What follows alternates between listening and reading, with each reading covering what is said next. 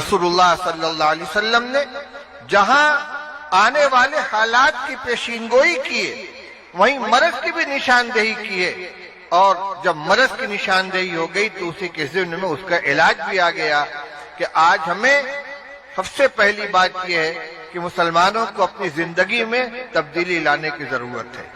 وہ تبدیلی کیا ہوگی؟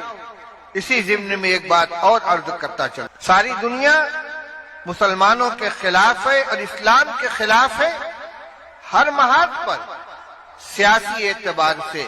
اسی کے ساتھ ساتھ جو جتنی کوششیں ہو سکتی ہیں اسلام کو اور مسلمانوں کو بدنام کرنے کے لیے ہر سطح پر اس کوشش کو، ان ذرائع کو اختیار کیا جا رہا ہے، استعمال کیا جا رہا ہے، اور یہ زمانہ پروپیگنڈے کا ہے۔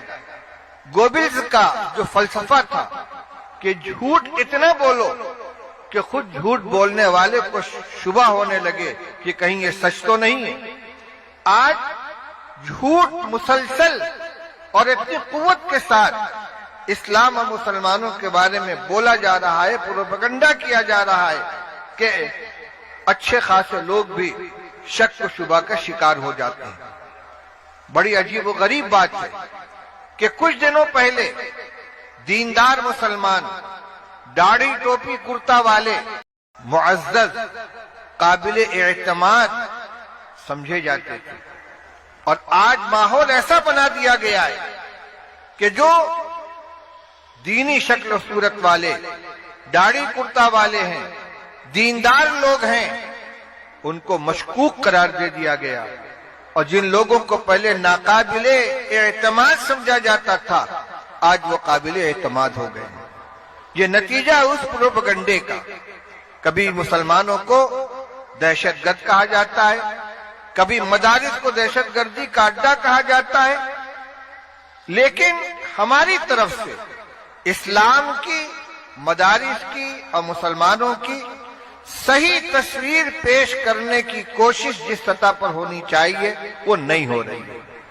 مثبت جواب یہ ہے کہ ہم اپنی عملی زندگی ایسی بنائیں کہ ہمیں دیکھ کر لوگ ہم سے اسلام کو سیکھیں، ہم سے اسلام کو جانیں۔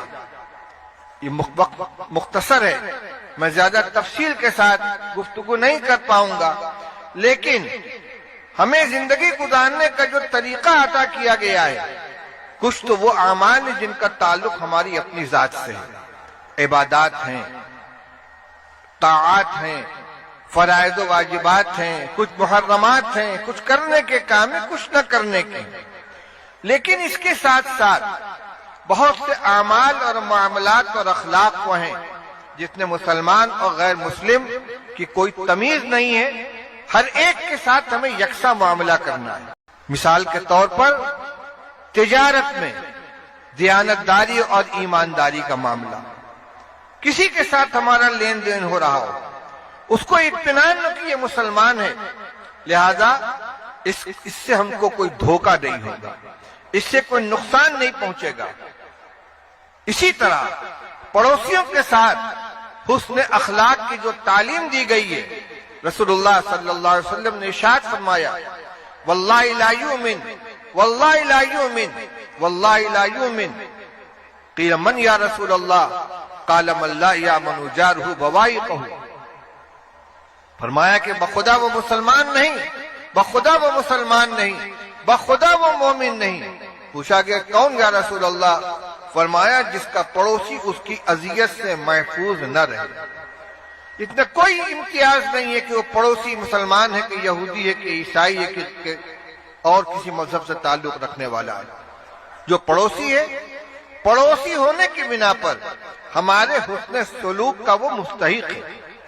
اسلام نے تو فرمایا کہ پڑوسی کی بھی مختلف قسمیں، الجار ذی القربى والجار الجنوبی والصاحب بالجنب۔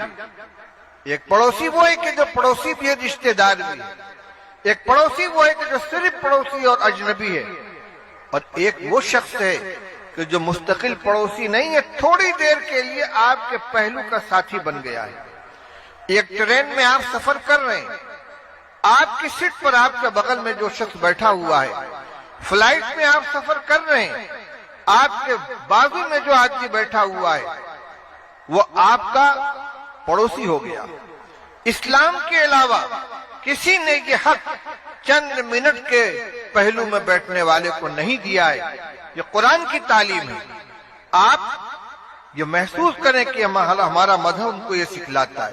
اس کو یہ بات محسوس ہونی چاہیے کہ ایک اجنبی شخص کے مقابلے میں، ایک دوسرے کے مقابلے میں مسلمان کے بغل میں بیٹھنے میں مجھ کو عافیت ملے گی، راحت ملے گی۔ رسول اللہ صلی اللہ علیہ وسلم نے اس کا بھی حق بیان فرمایا ہے، قرآن نے اس کا حق بیان فرمایا ہے۔